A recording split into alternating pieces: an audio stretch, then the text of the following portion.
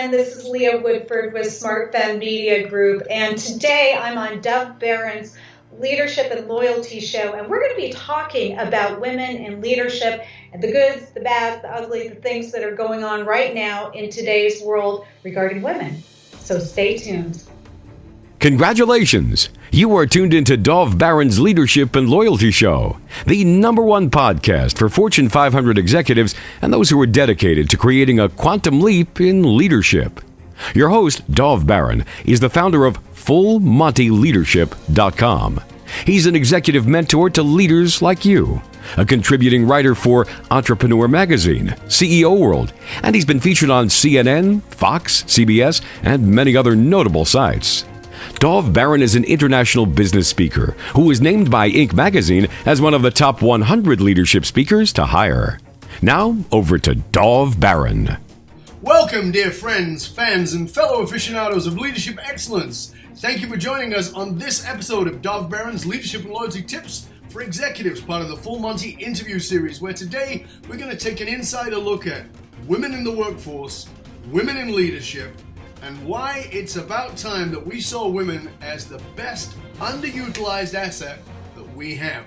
If you're a new listener, a new viewer, thank you for joining us. Strap yourself in. We're about to go full Monty. If you're a regular listener, big thank you to you for making us the #1 podcast globally for Fortune 500 listeners.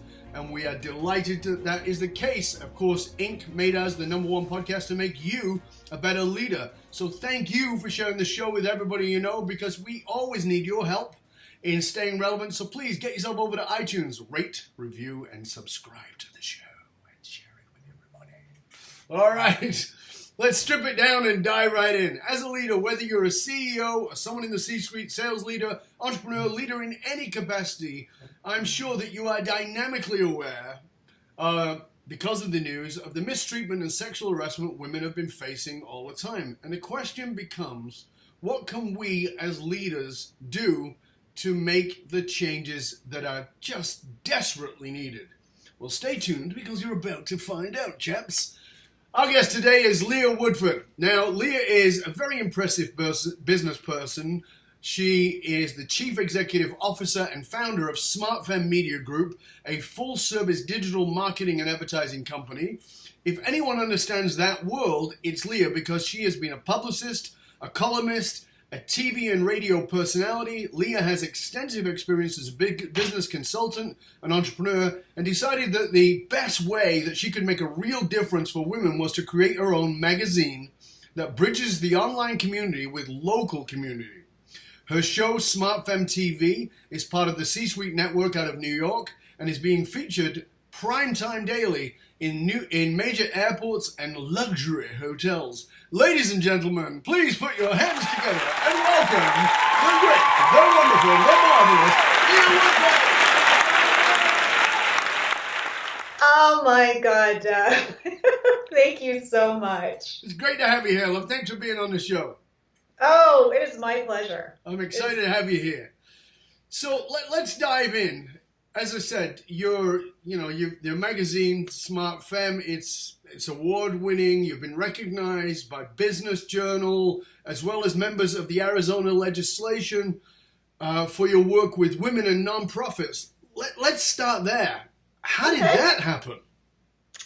Well, when I just started Dove, it was me and Paul. We were the writers, we were the editors, we were the publishers, we were solopreneurs. Right. And the one thing that I noticed, there were just two of us, so I knew right away that it would take way too long to go to traditional networking functions. The chambers of commerce and the B&Is were not going to work. So I started jumping on boards and working with the nonprofits, because then I got to meet with decision makers very early on and create relationships. So, by being part of the nonprofits, what did that do? Because I think that's something that probably many leaders don't even think about. What I loved about it, and Alice Cooper was my very first nonprofit client. So what I really loved about it was you meet the most amazing people that come together, and they're not the salespeople. They're not account executives, but you're meeting the VPs, you're meeting the Ps sometimes, and the CEOs, and you're coming together to create something, whether it's an event or it's a project, but you get to work with them one-on-one for extended periods of time. So it's a great way to build relationships, but it's also a great way to give back to your community and to be seen in your community. Absolutely. Absolutely. And you were recognized by the Business Journal. Tell us about that. I think part of the reason that we're so visible, one of the things that we do for our clients is I've been able to secure everything from fur coats to Lexuses at these events. Yes. One of the ways that we market our clients is through the nonprofit world, at the $1,500 plate dinners, and getting their product or service there and getting them in front of their target demographic, which is a place where people write big checks. It just made good sense. Absolutely. So, like I said, I really want to address the issue of women in leadership and women in business today, because I think it's vitally important. I've always believed it's important, but it's lovely in the fact that it's now unavoidable. That's what's lovely about it. Although the circumstance by which it's unavoidable is regrettable. Right. What do you believe is missing for women, before we get into the details of it, what do you believe is missing for women to have a bigger impact in the world of business and leadership? What's actually missing there? I think it's a couple of different things. When I was in my 20s, I felt like it was men kind of holding us back. I don't think it's men anymore. I think it's women holding other women back, and I think we hold ourselves back. So talk to us about that. That's important. That's a very important thing. Women holding women back and women holding themselves back. Let's separate those for a moment. I think that women have the talent, but a lot of them don't have the self-belief system. I think that's part of it. But then the other thing that I've noticed myself in the corporate world was that there are only a limited amount of places for women to go. And oftentimes, if you have a mentor and you start rising up the corporate ladder, then you're in direct competition with her. Because there's so few women at the top. Right. And so what we really need to do is create more positions so we're not competing with each other for these positions. So all right. So can and women... what we're finding is because they're so limited, women are not sending the ladder back down to the next woman coming up. And we have to eliminate that. So how do we do that? I think we're just going to have those conversations, and we need our male ambassadors. Right. I don't think it's a pink team. I don't think it's a blue team. I think that we have to come together, and who is the best person to lead the company? And whether they wear a dress or whether they wear pants, it's a non-issue. Who is the person best qualified? And I certainly agree with every word you just said, but that is a major shift in the mentality. It is a major shift. But you also have to look at, companies need to look at this. Who is your major consumer? Across the board, it's women. Yeah. So it makes really good sense to put women in leadership positions. Absolutely. I agree, but so you go, okay, from the marketing position, it's better for the face of the company to be led by a woman because women are your buyers, they are your consumers. I get that. But, it's part of the thing I deal with around with men who are 60 plus often, right? Who are, I'm not going to be vulnerable. I'm not going to do that. I'm like, dude, do you want to stay in business? Because if you do, you got to have more vulnerability. And it's the same thing around this mentality. It was the shit we heard with Donald Trump about, trusting women in leadership. I mean, come on. That mentality of that older age bracket, and I apologize to men over that bracket because I'm moving into that bracket too, and it's not true for all of us, but it is there. How do we... Go on.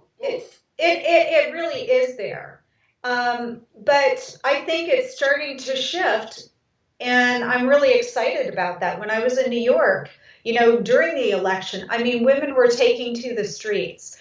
One of the beautiful things about social media is it levels the playing field, and it gives everybody a platform. Mm-hmm. The trick is, how do you rise above the noise? And one of the things that we do with SmartFem is we bring in high-profile people that really embrace women entrepreneurs and women leaders. And I really think that's what it's going to take. There's a lot of noise out there, and we just, I just interviewed Erin Brockovich, and she said something to me that was just so profound. SmartFem, we have a national platform. She asked me point blank, so are you going to use this platform for the greater good, or are you going to pander to sponsors and just pitch? And I thought, wow, corporate responsibility. America is a mess right now. Actually, most of the world is. And government is not going to fix it. Corporate America is not going to fix it. It's going to take a social movement.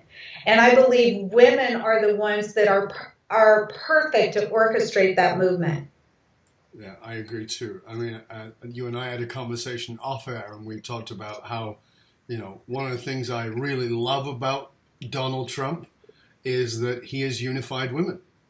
Oh, he absolutely. He's unified a lot of people. Absolutely. He's unified the LGBT community, he's unified Hispanics. But what I loved was the day after his election, more women showed up in the streets than has ever happened. I mean, it's great. It's wonderful, because I think that this is the psychology of human beings. It's very easy for us to become complacent and accept, quote unquote, what is as being what it is, as opposed to this is what it is, but we can challenge it.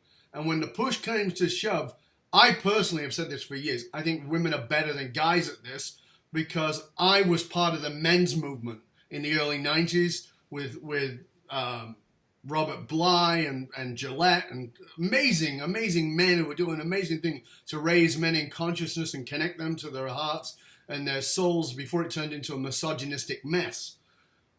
And part of my thing was, we talk about women being bitchy with each other, but guys, they became so aggressive and competitive with each other and made women even more the enemy. Like women had taken our balls. And I used to say to guys, if your missus, if your girlfriend, if your wife has your balls, you gave them to her. Amen. Right? She does not want to keep your balls in a jar. You gave them to her.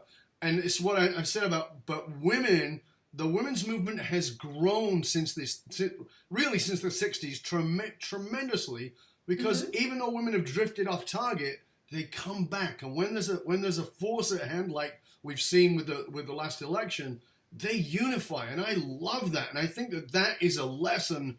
If we shift that and go, okay, let's imagine that women are a culture in an organization facing a problem that our company has. There's your solution. Let's create a women's movement inside our business. It's so true. And we're seeing more businesses recognize that. I mean, at the Dynamic Women's Summit, Sean Diddell, the tattooed millionaire, is presenting. And I've had a lot of women go, why would you have him present? Well, he disrupted the tattoo industry. I mean, so much so, the Goldman Sachs wants to take him public. What he realized, it was a bottom-feeding, testosterone-driven industry. Yep. And he went to Washington, he changed laws, made it safer, because people were dying of hepatitis. He made it safer, cleaner, and he realized very quickly, if you have a woman running it, it de-stresses the environment, and men are not as hostile. But if you make it really women friendly, if the women come, everyone will come. Listen, after I fell back in 1990, when I was recovering, I went back to being a bouncer, a doorman at clubs. And there's a simple rule: if the women are in there, the guys will come. Right? It's the same. It's a very simple business understanding that doormen understand better than anybody else. If the women are in there, the guys will come. And it's the same rule for business. It is. And women are your largest consumer. Of course. It's so interesting because automotive, they were the first to embrace SmartFem. And it's just like, automotive, how did you get automotive? They understand women are the consumer. If mama ain't happy, ain't nobody happy. And you're not going to buy or make a major purchase without talking to the woman in your life. Yeah, it's absolutely right. We so need women in leadership. You and I have had this conversation so many times off air, and I'm such a champion for that. But we got to go to the dark side for a moment. Okay. And the dark side, of course, is what has blown up in the media in the last few months that before we've recorded this, and no doubt will hopefully continue to blow up and get revealed even after we've recorded by the time this gets released, which is, the Harvey Weinstein, etc. Right. And it's profound because it's, for me, I look at it and I think that I really want your input on this, because I think there's a problem in that we cast a wide net and we lose discernment. So when we look at Al Franken, who's recently come to the surface, who was a comedian before he was a congressman, who was a comedian who was goofy and did something that was disparaging, but not, in my mind, forgive me, in my mind, not predatorial, is vastly different than a Harvey Weinstein or one of those guys, Or even Donald Trump. Or even Donald Trump, the famous pussy grabber, So my first thing is this wide net. I am so in favor of women coming forward and speaking, and I think it's marvelous, and thank God finally women have been given a facility, a way for them to have their voice. But the danger is on the other side of that is, are we guilty till presumed innocent for the guys? And I really want to hear a woman's point of view on this. You know what? I absolutely agree. First of all, I think that Al Franken was lumped into this in a complete, it was before he ran for office. It's not fair. He was in a comedic role. I thought he's taken the high road on Absolutely. this. But anytime something like this happens, there's always going to be somebody who comes out an X, or somebody who, Jeremy Piven had to take a lie detector test just to prove his innocence. And I think when we are so quick to throw down that judgment card, we all lose. We all lose, and credibility is gone for everyone. So I think that we have to, it's been proven with Harvey Weinstein, and he's admitted it. We've got Donald Trump on camera, who now says he never said it, with the famous news story. I think that we all have to settle back and really, again, innocent till proven guilty. But I all of the cast of SNL came out to support Al Franken, and I think it was absolutely inappropriate, and I think it was out of context as well. Absolutely. Yeah, that's the thing. Because when I watch those things and I think, am I a guy? Yes. Have I been a goof? Yes. Have I ever willingly done anything that I thought was, demeaning? No. Have I done things that are demeaning now that I'm this age, looking back on me and my 30 years ago? Absolutely. Things that I'm not proud of. But I don't know a human being, male or female, who couldn't say that. We've all done things that we look back and go, oh, yeah, that wasn't so smart. Right. But I think, you said something that I think is important, and that is context. Context is really important. And the only context to walking around with your robe open and jacking off because you like it for some woman to watch you, without her permission, there's only one context. Right. But if you're goofing around while somebody's asleep and pretending to grab the boobies, even though you didn't, I think that's a different context. And I know a lot of women are going to jump down my throat for that, but I really think that we've got to hold context as well as content. Context, and this was also years ago. Mm-hmm. This was years ago, and I'm not saying that, but she was not, he didn't undress her, he didn't, I mean, it was just, I mean, how many stupid posts have we ever done, you know, on social media? I know I got lots. I know! Right. I know. So, I mean, I think it is absolutely out of context. And I think that Al Franken is actually one of the people that is trying to fix some of the wrongs right now that are going on in Washington. And I think that we have to be very, very diligent, very careful that we don't throw out the baby with the bathwater. Absolutely. And I want to say that I am definitely in favor of women having voices and speaking up and not letting this shit slide that has slid for so long. And we all know the statistics around women who, I mean, one in 4 women have been sexually molested, raped, or in some way treated poorly. That's just reported, though. Yeah, and that's what I was going to say, and that's just reported. So this has to change dramatically. But as a mother, I have sons and daughters now, plural. Yeah. I have a bonus child. I see both ends. I mean, the problem is, and this happens with law too, once you point that finger, you cannot unring that bell. And you destroy more than that person's life. You destroy their family. You destroy sometimes their company. People, I just think that we have to be really, really careful when we point our fingers at somebody like that, because it destroys many people. Yeah. And you can't unring that bell. No, I definitely agree.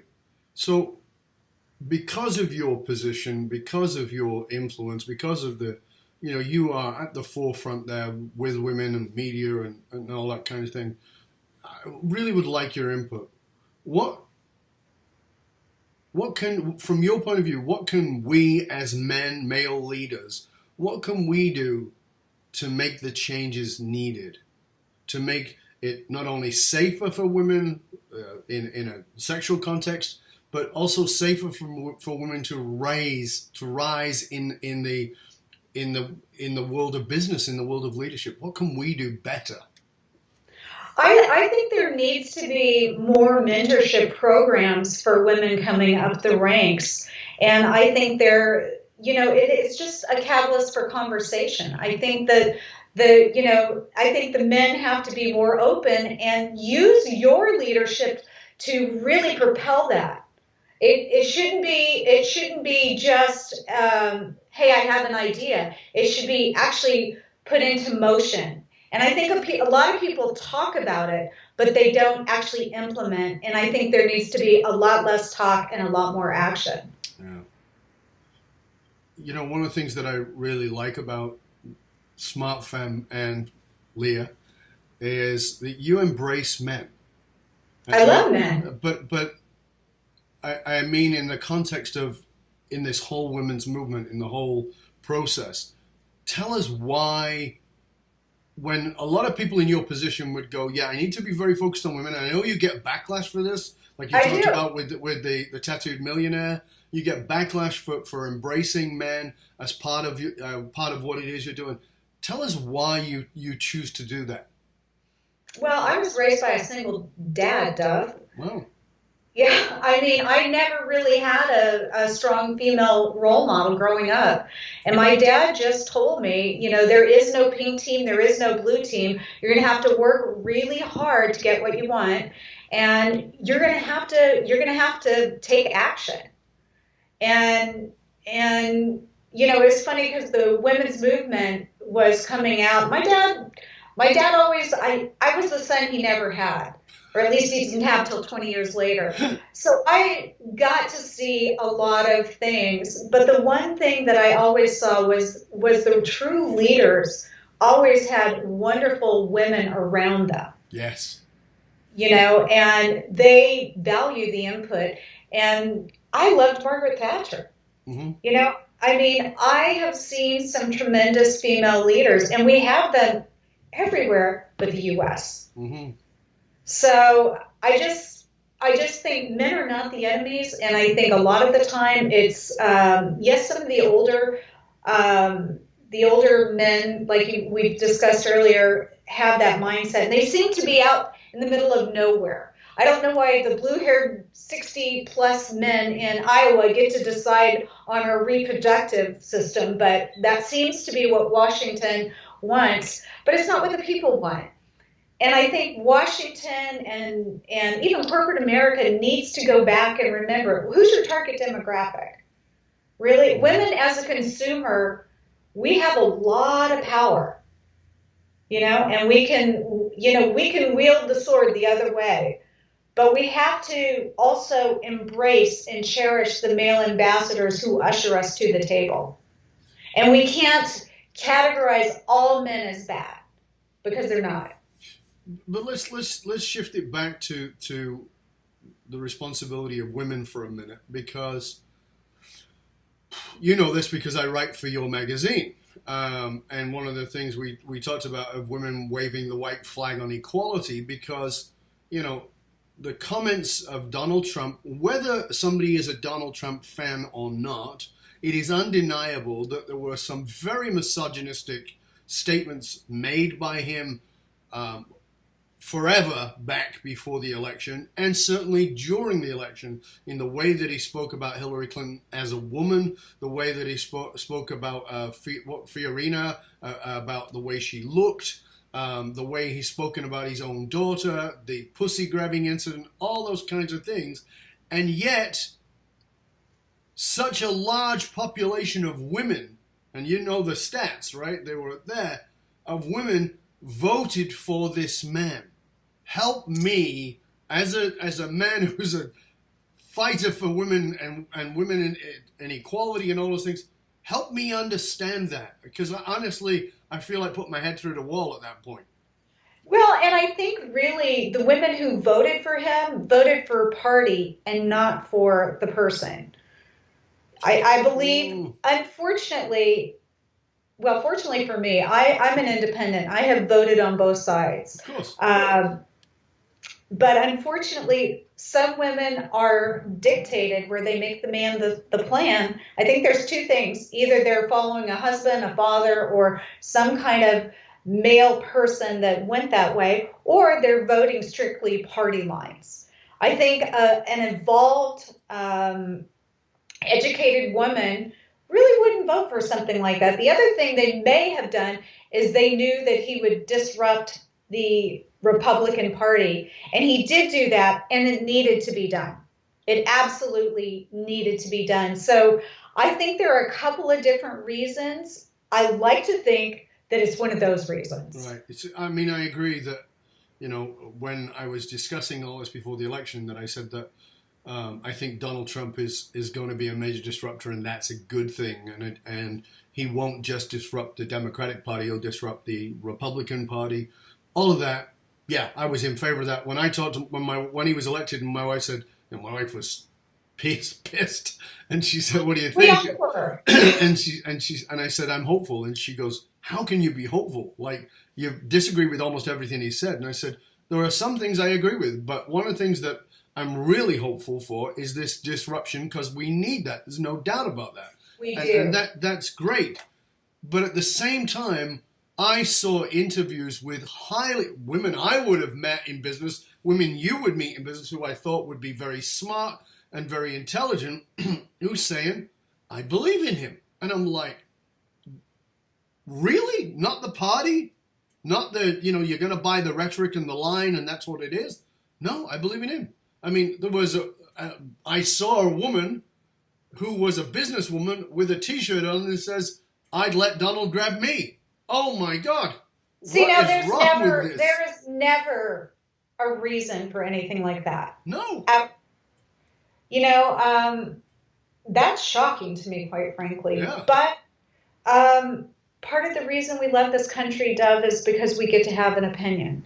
And we don't necessarily agree. But like I said, I am excited because he has disrupted. And the Democrats needed a shakeup just as much as the Republicans. They put everything into the Hillary camp. And you look at Hillary and you look at Bill. Hillary has never had the Shwadaviv or the Teflon power that Bill has.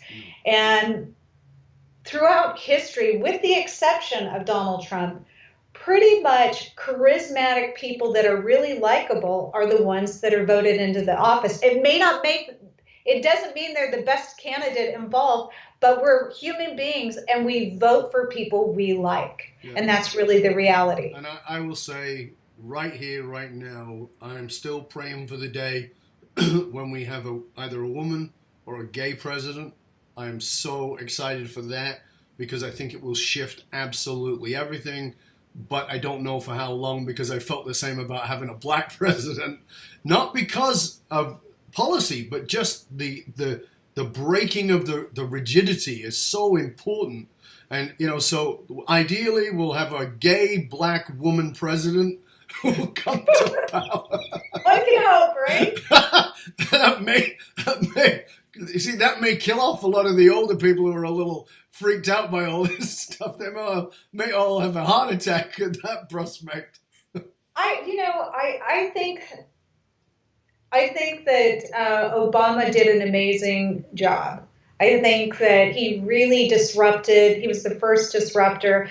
But if you look at everything, Deb, it's always a pendulum. It swung really hard that way, then it swung back the other way. But Donald Trump has always been a Democrat. And then he decided to run as a Republican. But really, he's not any kind of politician at all. He's an opportunist. Right. That's all he is. He's an opportunist. And it was a personality-based presidential run. And that's what he done. And, we're talking, you have smart media. And the one thing about Donald Trump, whether you like him or not, he's damn smart at media. He's got it figured out. He has got the largest reality show in the world going on right now. Absolutely. Whether you love him or hate him, and, I talk about this in leadership. As a leader, you have to get people off the fence. Donald Trump is masterful at getting you off the fence. You hate him or you love him. There's not many people who are in the middle at all. So no. If you can have a TV show, love him or hate him, and a lot of the time, I'm trying to remember the name of the guy. He was a famous wrestler that James Brown got his moves from. Gorgeous George. That was his name. Okay. Gorgeous George. And he went out with the intention of having people hate him. Because he understood, love me or hate me, you'll show up. That's how the coin is made. And Trump is a master at that. So let's... He's a master of mayhem. Absolutely. He's a master of mayhem for media. And, what other president would ever consider talking about ratings? That's what he talks about, ratings. He uses the word ratings, not polls, ratings. So when you know that, there's a guy talking from a media position, not from a presidential position, not from a policy position. So it's fascinating to me. Fascinating. It's like watching the truck go off the cliff, though. It's just like, what did he do today? And it will be very interesting for the next few years. Yes. That being said, we'll jump off that subject because you and I know because we've had conversations about this, but we could take a couple hours just on that one. I want to move over to the Dynamic Women's Summit because that's something you've got coming up. It's probably going to be very close to the time this show comes out. The Dynamic Women's Summit. Tell us about that. And again, you have men on the platform. So tell us about the Dynamic Women's Summit. What is it? What is it about? The Dynamic Women's Summit, this one is geared specifically towards entrepreneurs and book authors. And I've had so many book authors and entrepreneurs come to me and say, I don't know what to do. I've spent $50,000 on a book. It hasn't gone anywhere, or my business has plateaued. I don't know how to go to the next level, whether it's getting your product on a shelf. So what we've done is we've took the very best experts across the board when it comes to entrepreneurs, and they're going to be on the stage. We've got Michael and Bonnie from Barefoot Wines. Who has not heard of Barefoot Wines? Right. We've got Sean Diddell, who completely disrupted the industry. But everybody on my panel recognized that women were their target demographic, and they built their business to go after women, and their whole infrastructure incorporates women. Mm-hmm. So that was really my mindset for creating. I went for the best, and unfortunately, sometimes there were no women available in some of the positions I was looking for. So I went for the best, and they were men sometimes. But they're all very, very great feminists. You do not have to be a woman to be a feminist. And that's a very important point. You don't have to be a woman to be a feminist. And so I guess the question then becomes, well, is the Dynamic Women's Summit only for women? Because on the stage will be men. No, we actually have a lot of men too. SmartFem Magazine, again, we cater. We've had to change our tagline. We cater to the smart women and the men who love them. Because, right? I mean, really, again, it's not the pink team. It's not the blue team. It's coming together to create conversations and to really kind of usher in the new. Whether it's, new industry, new leaders, new entrepreneurs, I think it's going to take all of us. And we're a multi-generational workplace now. So there's men, there's women, there's boomers, there's X-Geners. And that's really what the summit's about, is bringing all kinds of people together. But to also realize that this is still a very real problem for women. There's still a gender pay gap. There's still inequality, and we have to come together to fix those. What do women need to do to really embrace that power? Because I actually, as I said, was part of the men's movement. One of the things I talked about was women's power, and that they don't need ours; they've got their own. But a lot of the time, I think that women undermine that power, and I understand socially, societally conditioning. I get all that. But what kind of woman today who feels that fire within her belly, that fire within her soul, but she's also got the social conditioning going on? How can she sort of reach in and pull that forward and say, "All right, I'm gonna step up"? I think going to the summit, getting involved, I think part of the problem is so many of these women are solopreneurs, and they're thinking they have to figure it all on their own, and they're sitting by themselves. Find a mentor. Find a woman who has gone where you want to go. Find a man who's ushered, a Doug Barron who's taken women to new leadership levels. The thing is, you cannot find that sitting in your bathroom behind a computer. You've got to get involved. I just got a picture in my head of some woman on a laptop in the bathroom, sneakily writing articles for SmartFem so that her husband doesn't know. Right? It's just, you have to come clean about it, and you have to. I think that we can do only so much on our own, and then we have to invite others, and we have to trade up. Sometimes you need to trade up your friends. Sometimes you need to go and look for mentors who are going to take you where you want to go. Now, you just said something very interesting there that I want to touch in on, which is this trade up, right? So if a guy says, "You know what, I need to surround myself with better people to be a better business person, I learn more." I talk about this a lot in my work. Jim Rohn talked about the average of the 5 people you surround yourself with. I wrote in my dissertation about personal, emotional, quantum resonance fields that you automatically attract at a quantum level, the people who surround you. But a lot of women go, "Oh, I'm just going to be such a bitch if I move away." And I when I had my terrestrial radio station, I got my leg slapped because I used the word bitch, babe in total control of herself. And my wife refers to herself as the brown bitch, meaning my wife is brown, but she's in charge of herself and she owns her power. A lot of women are afraid of embracing that level of power for fear of coming off as, quote, not nice. Well, and I think that God, being raised a Southerner, I certainly understand that.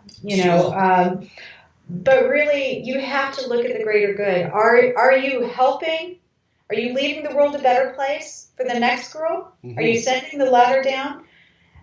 you can't be afraid. And sometimes family is going to be the ones that hold you back. And you have to put appropriate boundaries out there.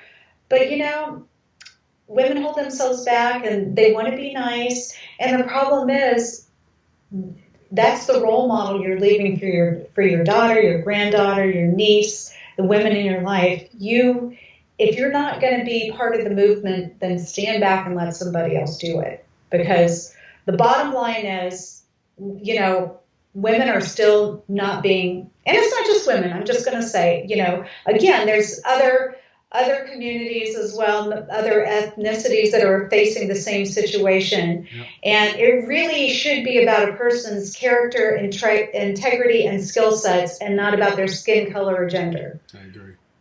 But we're still having these conversations. And hopefully not for too much longer, but I fear that we may be having them longer than I would like.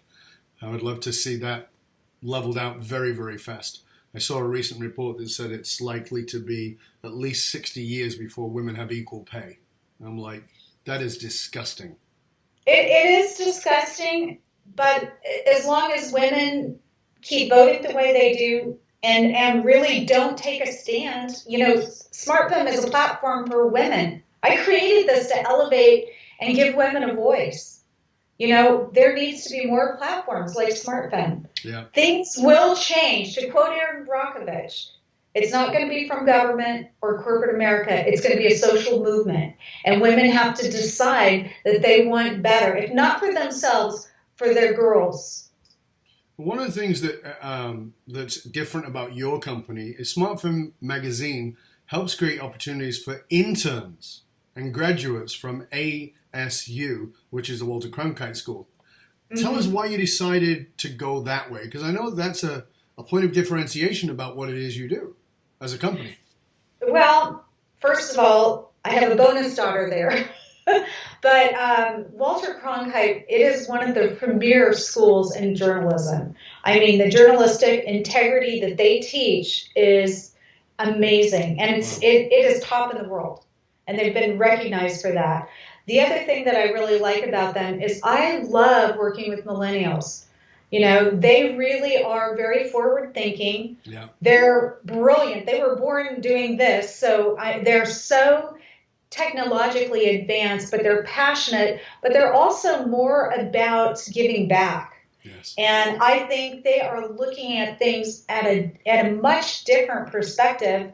And I think they get a bit bad rap sometimes. I agree. I do too. But one of the things that I love about SmartFem is we give them real world opportunities, and I get to be the fairy godmother. I mean, I've sent two off to New York to follow their dreams to be in New York media. One of them, Stacia, who when she first came to us says, I only want to write about fashion. I said, well, honey, we're postmodern feminist magazine. You're going to have to learn about feminism too.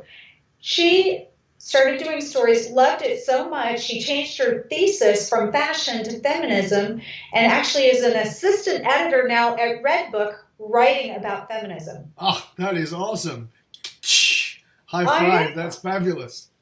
So you give these young people an opportunity, if you give them the latitude and the positivity, and you allow them to go off and create great things, they will do it. Yeah, it's amazing.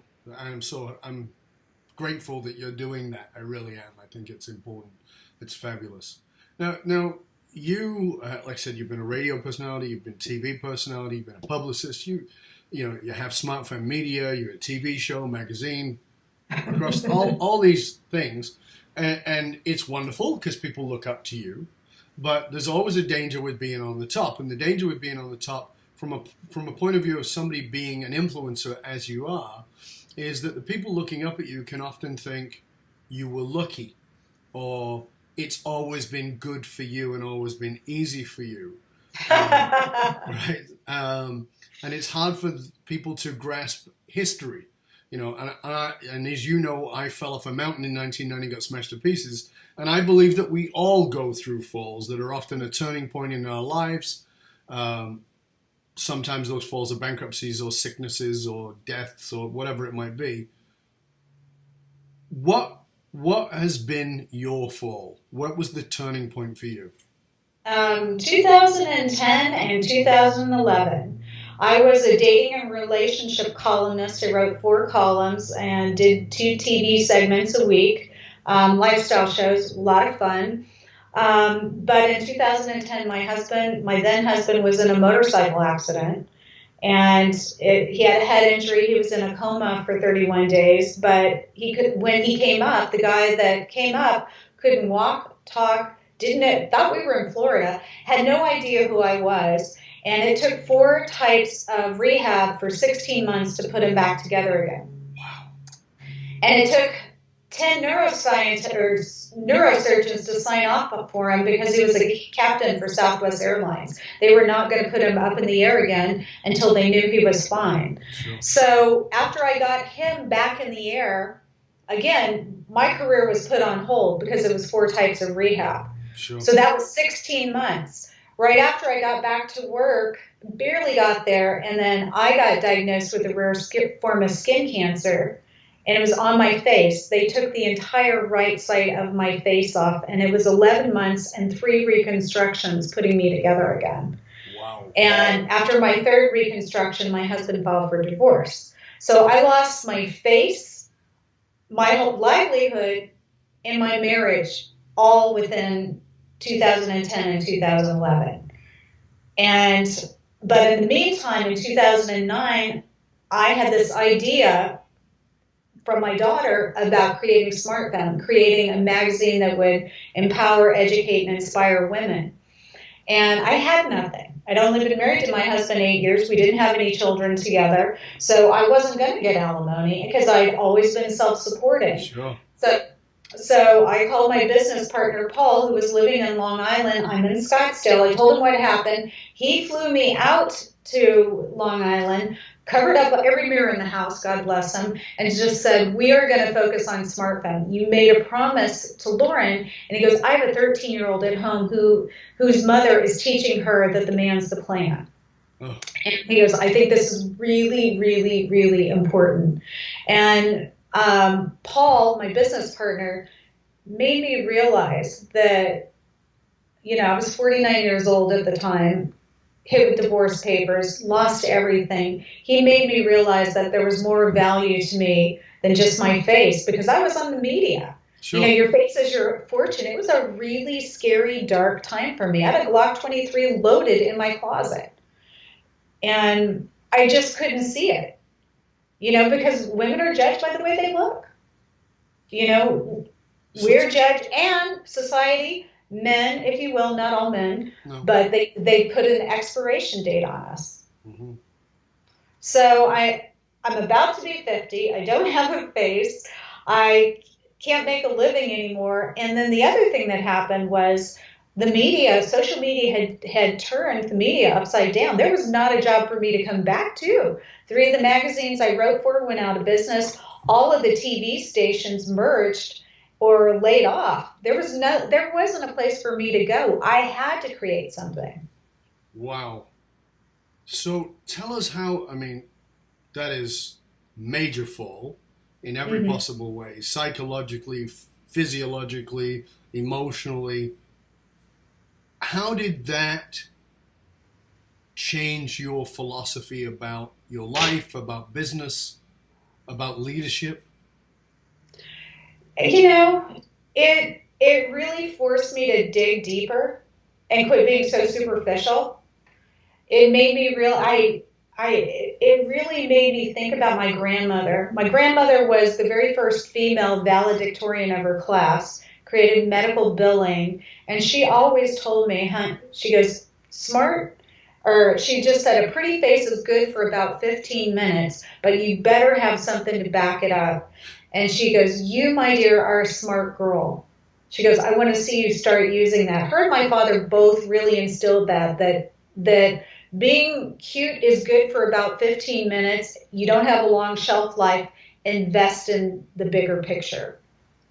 When I was a kid, I remember going to school, and I remember being, I being at this school, and I had this kid who was at school. I had two brothers. One was called Pierre, and one was called Tyrone, and they were two blonde-haired, Aryan-looking, very handsome young men, and the girls swooned over them. And I remember thinking, "Oh my God, I wish I was them," you know.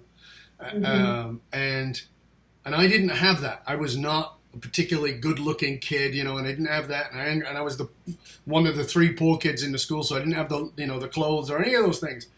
And I remember going back to the UK to visit after I'd been gone for quite some time. So I was probably in my late 20s, and I happened to be in a gas station and bumped into Pierre Farber. And I just sort of kind of figured that this was Mike the singer. I said, "Are you Pierre Farber?" He goes, "Yeah." And he said, "Do I know you?" And of course, now I've changed dramatically. Physiologically, I look different, and I'm different. And this is before I've had reconstructive surgery from falling on my head, but I'm in good shape, and I'm doing well in the world. And I said, "Yeah." And I tell him who I am. He goes, "Oh my God, I would never recognize you." And I said, "I know.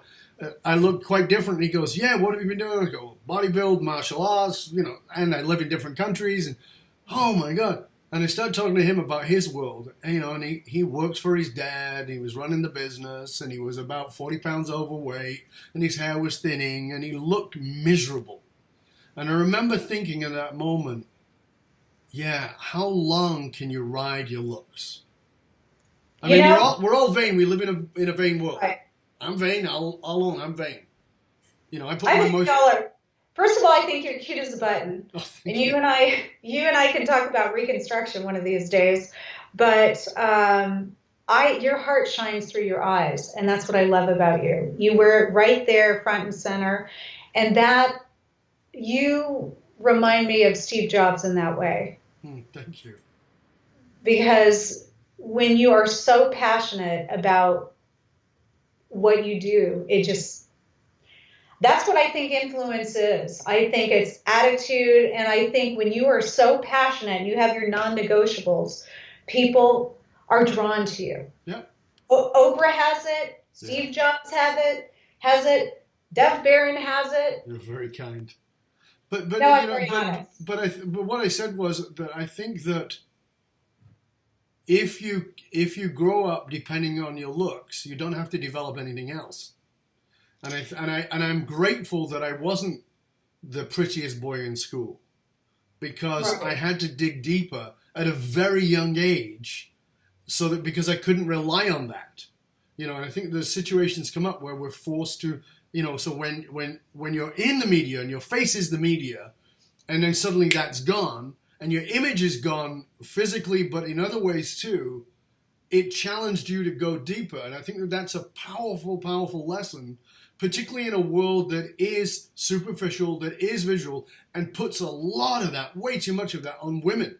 So I think that's a great message for women, is what else have you got to offer? Because that bag of tricks is going to wear out pretty damn fast. It's just the nature of the beast. And if you don't believe me, have a look at every saran-wrapped woman in Hollywood. You know. Oh my goodness! It just looks saran-wrapped.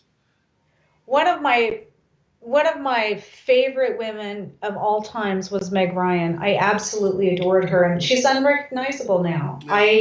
Yeah. She was beautiful, and she just messed it up. But I think they're just pandering to women's insecurities. But women have to realize that their self-worth, the way you look is only just a portion of who you are. And if you really take the time to invest in yourself on the inside, then it pours out on the outside. Absolutely. I mean, we all know those beauty queens who relied on their looks. You go to the high school reunion, she's no longer the prom queen. She's 50 pounds, she's miserable, her husband's miserable. But the people who really personally develop are the ones that are passionate, love what they do. They're fun to watch, they're fun to be with. That's what I look for. Yeah, me too. I think that's what people have to develop the inside. It's got a longer shelf life. Absolutely. That is true. So, you've got, now, as I said, you've got this great position. You've done a lot. You've done amazing things. As you look at the world today, 2017, 2018, even 2019 moving forward, What is it that scares you? What is it that could keep you up at night with what you're seeing? I think people sticking their head in the sand.